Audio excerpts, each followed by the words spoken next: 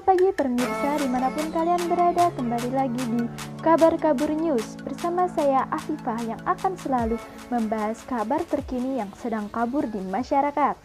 Pada episode kali ini kita akan membahas mengenai COVID-19 atau yang biasa disebut virus corona. Apa itu virus corona? Jadi virus corona adalah virus jenis baru yang menular. Virus ini menginfeksi saluran pernafasan. Banyak kasus virus ini menyebabkan infeksi pernafasan ringan seperti flu. Namun, virus ini juga menyebabkan infeksi pernafasan berat seperti pneumonia atau infeksi paru-paru, MERS dan SARS. Ciri awal seseorang terkena virus corona adalah demam, pilek, sakit tenggorokan, letih, lesu, dan pernafasan terganggu. Bahayanya adalah virus ini bisa menyebabkan gejala ringan, bahkan seseorang bisa tidak mengalami gejala infeksi sama sekali. Menurut Dr. Natalie Emilio, dihimpun dari ABC, mengatakan bahwa virus corona ini masa perkembangannya adalah 14 hari. Mayoritas kasus coronavirus ini sangat ringan, ditandai dengan demam, batuk, pilek, sakit tenggorokan, letih, dan lesu, kata Dr. Emilio.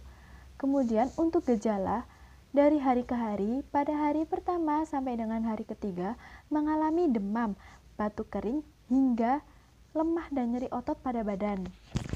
Kemudian pada hari keempat sampai dengan keenam, gejala mulai meningkat hingga mengalami kesulitan dalam bernafas. Utamanya yang mengalami gejala ini adalah pasien yang berisiko, seperti lansia atau pasien yang sudah mengalami kondisi ini sebelumnya.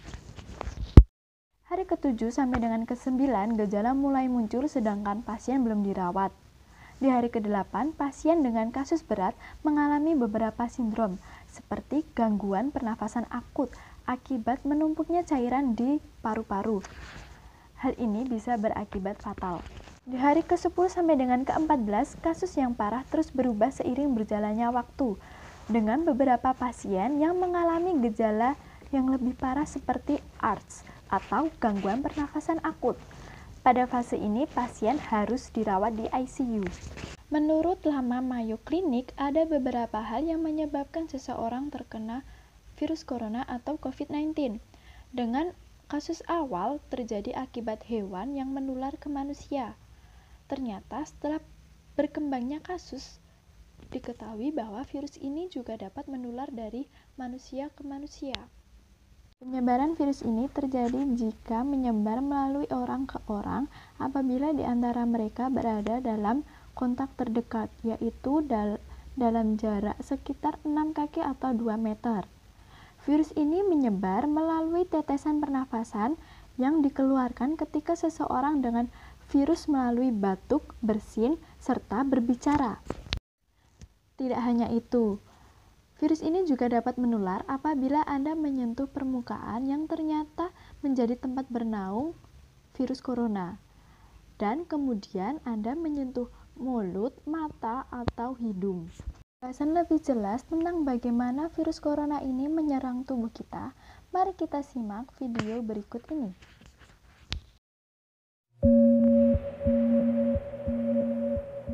Bagaimana virus corona menyerang tubuh kita? Mungkin itu jadi pertanyaan kita semua. Kita udah tahu gimana virus corona udah menginfeksi 1 juta orang di seluruh dunia sampai saat ini. Tapi yang mungkin belum banyak kita tahu, sebenarnya gimana sih virus ini nyerang tubuh kita? Mengapa infeksi virus ini bisa mematikan? Semua dimulai dari sini. Ketika virus corona masuk ke tubuh kita lewat percikan batuk atau bersin orang yang positif, baik secara langsung atau waktu kita nyentuh benda yang udah terkena percikannya dan gak cuci tangan setelahnya. Kalau udah gitu, si virus masuk lewat saluran pernapasan dan bergerak terus menuju sasaran utamanya, paru-paru. Disinilah virus yang punya 3 bagian utama ini mulai bekerja. Pertama-tama, paku protein corona ini akan nempel di paru-paru dan organ-organ lain yang selnya kaya akan protein ini, protein ACE2. Kalau tubuh kita ibarat rumah dan virus corona itu perampok, ACE2 itu ibarat gagang pintu rumah kita. Begitu udah nempel, perlahan tapi pasti virus ini akan ngedorong masuk ke dalam sel kita. Dan begitu berhasil masuk, barulah aksi sebenarnya dimulai. Di fase ini, tubuh virus corona akan membuka dan sang hacker pun terbebas. Dia akan ngehack inti sel sehat untuk nipu sistem imun tubuh kita biar nggak nyerang virusnya. Dan sekaligus ngebuat inti sel jadi memproduksi cikal bakal virus corona baru. Sel yang udah terinfeksi dan dihack ini selanjutnya akan terprogram untuk bunuh diri dan melepaskan jutaan virus corona yang siap nginfeksi dan ngehack sel-sel sehat lainnya. Ya, awalnya mungkin kita cuma kemasukan virus corona yang jumlahnya dikit, tapi dalam hitungan hari aja udah akan ada jutaan sampai miliaran virus corona baru, bikin paru-paru kita dipenuhi oleh mereka. Tapi ternyata, mimpi buruknya ada setelah ini. Ya, ketika virusnya udah menuhin paru-paru kita, sistem imun kita bakalan ngerespon ibarat polisi dan tentara yang meluncur ke tempat kejadian perkara. Tapi inilah yang bikin ngeri. Di sini, virus corona jadi penipu ulung yang bisa ngakalin sistem imun kita. Mereka bikin sistem imun nyerang membabi buta, termasuk nyerang sel-sel sehat kita. Mereka jadi nggak tahu mana kawan, mana lawan, dan perlahan-lahan jadi senjata makan tuan. Buat sebagian besar kasus, kejadian ini emang nggak berlangsung lama. Karena kalau sistem imun kita kuat, mereka pun akan bisa menang dari segala taktik virus corona. Tapi terkadang tubuh kita sedang lemah, dan kalau udah gitu efeknya bisa parah. Kita bisa kena radang paru-paru akibat sel sehat di sini yang udah nggak bisa nahan bakteri pneumonia. Malahan buat kasus yang kritis, bakteri ini nggak berhenti di sana. Mereka bisa masuk ke aliran darah dan akhirnya nyerang seluruh tubuh. Kalau udah begini, bernapas saja bakalan susah banget, dan hidup kita ada di tahapan yang sangat kritis.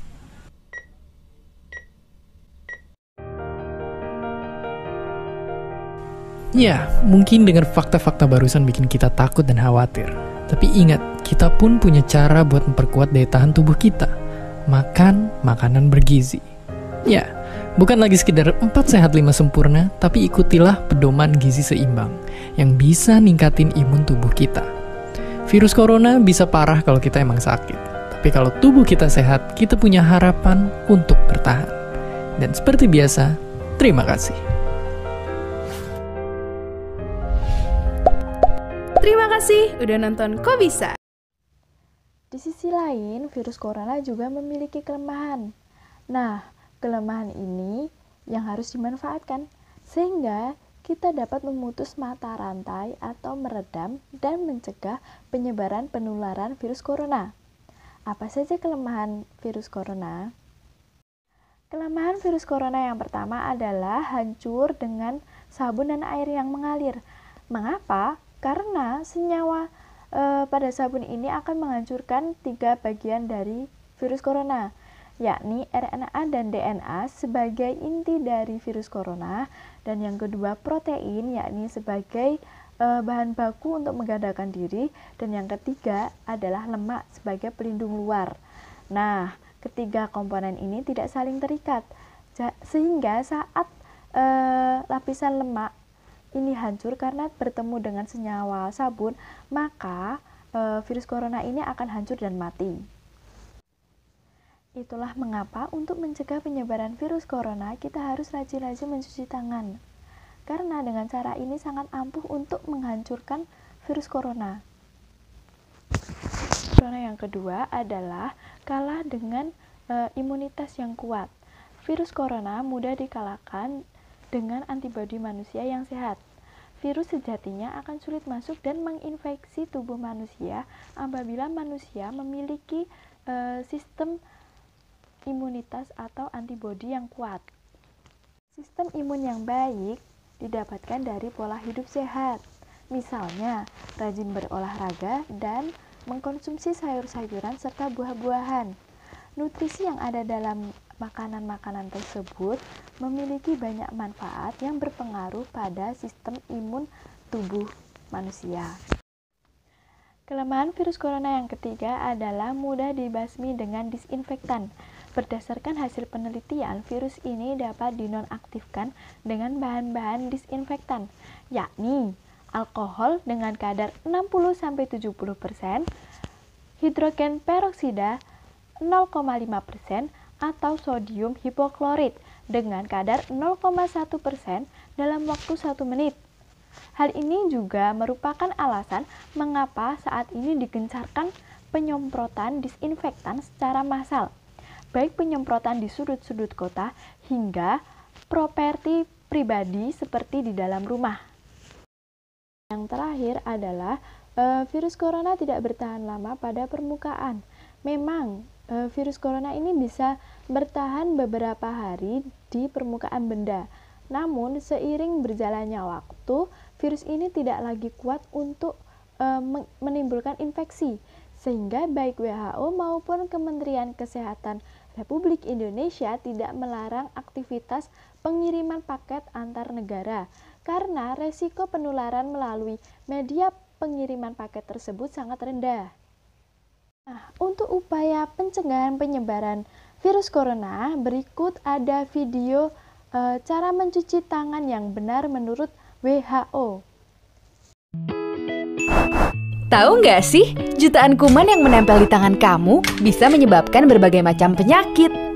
Biasakan mencuci tangan dengan air mengalir dan juga sabun. Langkah-langkahnya yang pertama, telapak tangan, gosok kedua telapak tangan. Yang kedua, gosok punggung dan sela-sela jari sisi luar tangan kiri dan juga sebaliknya. Ketiga, gosok sela-sela jari bagian dalam. Yang keempat, kunci jari-jari sisi dalam dari kedua tangan. Yang kelima, gosok ibu jari tangan kiri dan berputar dalam genggaman tangan kanan dan lakukan sebaliknya. Yang keenam, rapatkan ujung jari tangan kanan dan gosokkan pada telapak tangan kiri. Dan yang terakhir, bersihkan kedua pergelangan tangan secara bergantian dengan gerakan memutar. Dan setelah itu keringkan kedua tangan dan tutup keran dengan sikut atau bekas kertas tisu yang masih di tangan.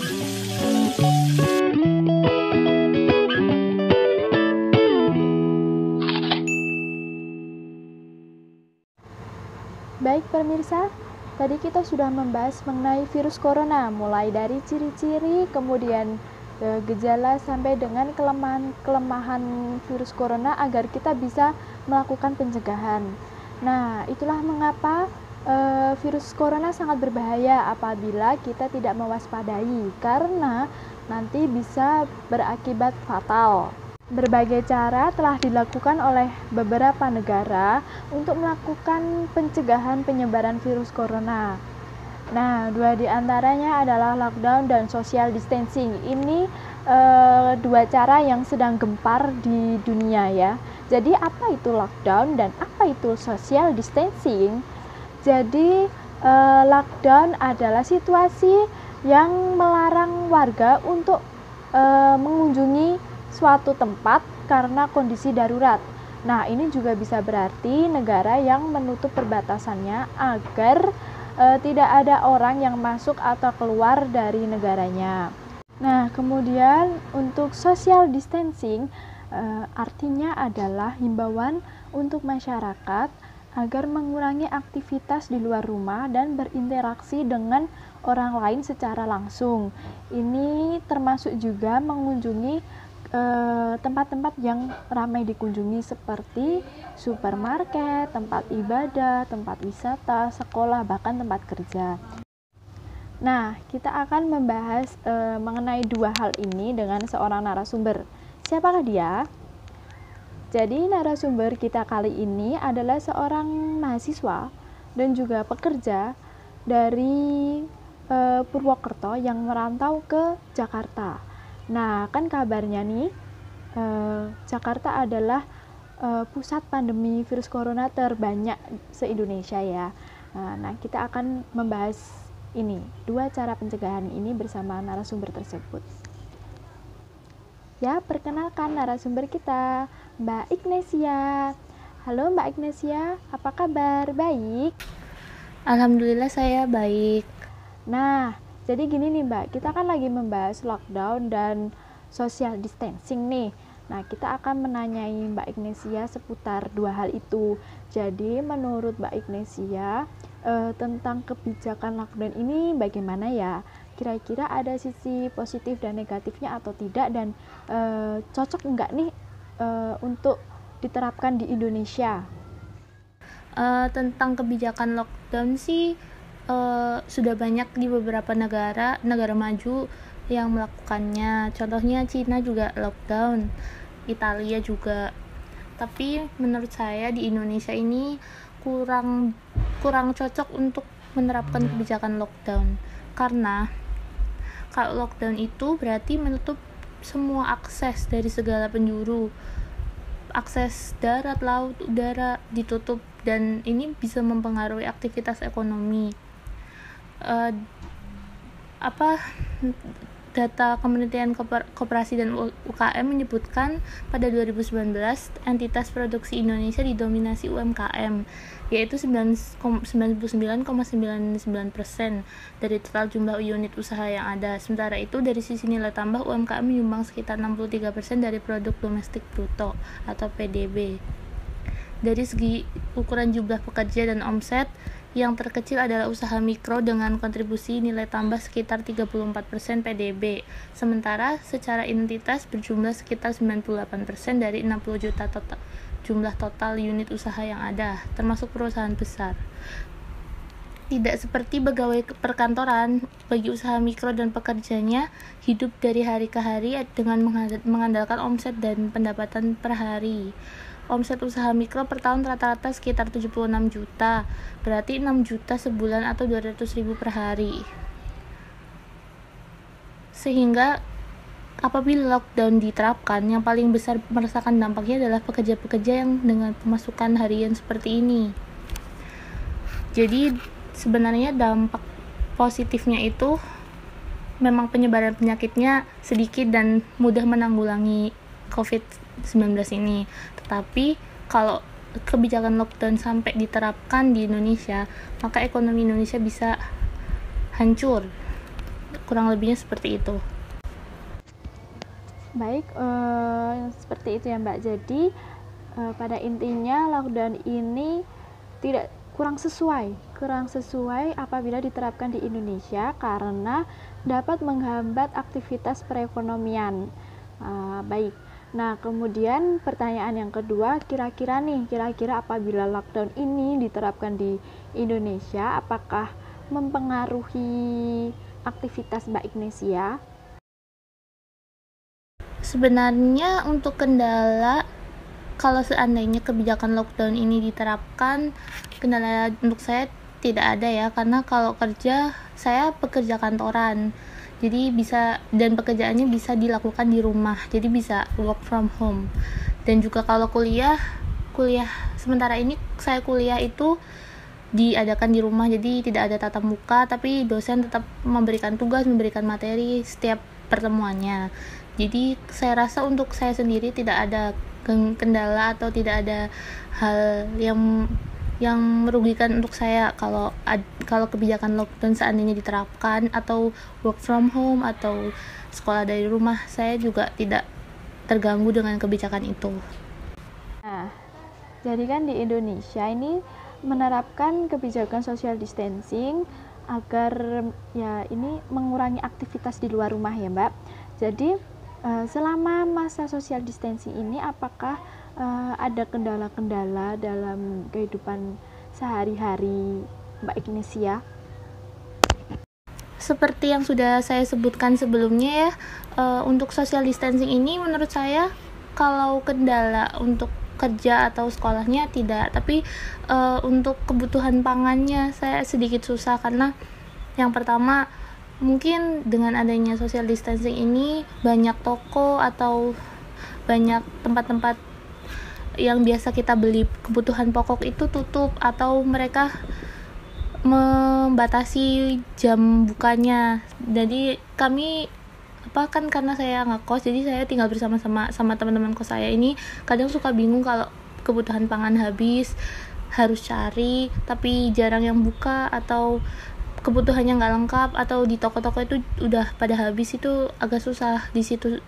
Cuma di situ aja sih, tapi masih bisa diakalin lah gimana caranya untuk cari kebutuhan pokok. Pasti pemerintah juga akan memikirkan untuk kebutuhan pokok ini. Nah, dengan adanya kebijakan seperti itu, sempat dibahas nih adanya peraturan dilarang untuk mudik. Nah, apa pendapat Mbak Ignesia mengenai peraturan seperti itu? Kan berhubung Mbak Ignesia ini adalah seorang perantau ya, dari Purwokerto ke Jakarta, kan itu sangat jauh sekali. Pasti untuk Lebaran tahun ini ada keinginan untuk mudik. Nah, itu bagaimana Mbak?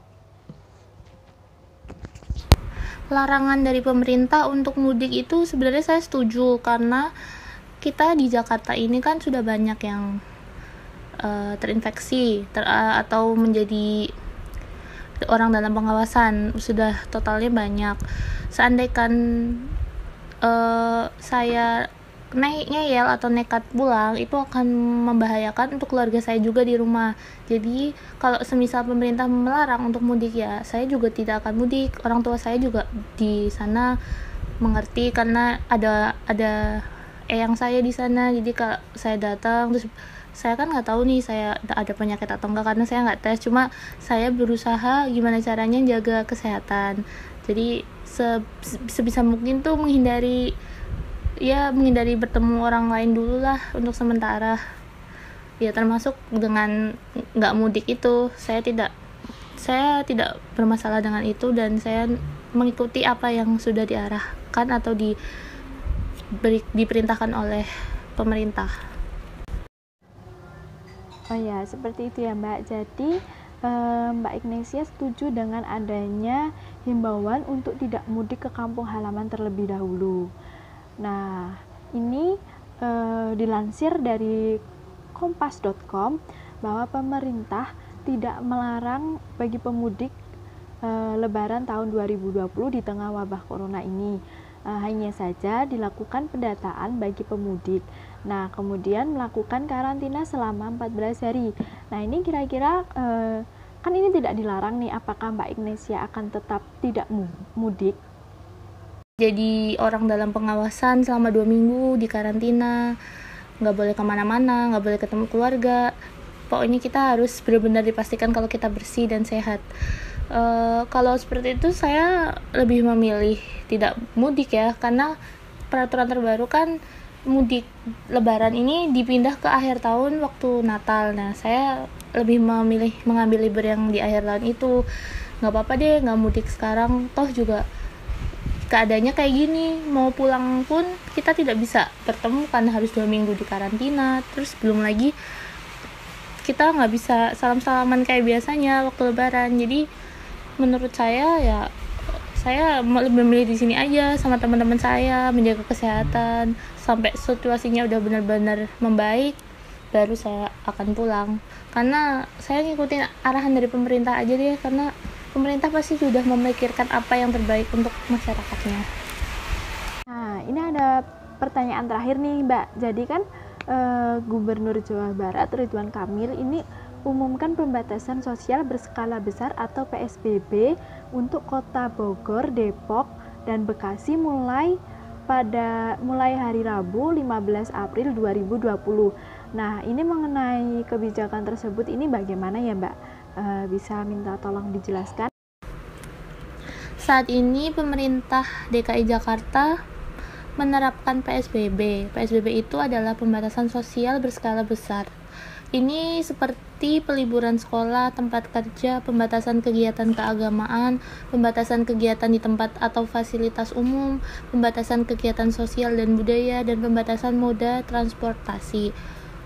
Untuk liburan sekolah dan tempat kerja dikecualikan bagi kantor atau instansi strategis yang memberikan pelayanan terkait pertahanan dan keamanan, ketertiban umum, kebutuhan pangan, bahan bakar minyak dan gas, pelayanan kesehatan, perekonomian, keuangan, komunikasi, industri, ekspor dan impor, distribusi, logistik, dan kebutuhan dasar lainnya.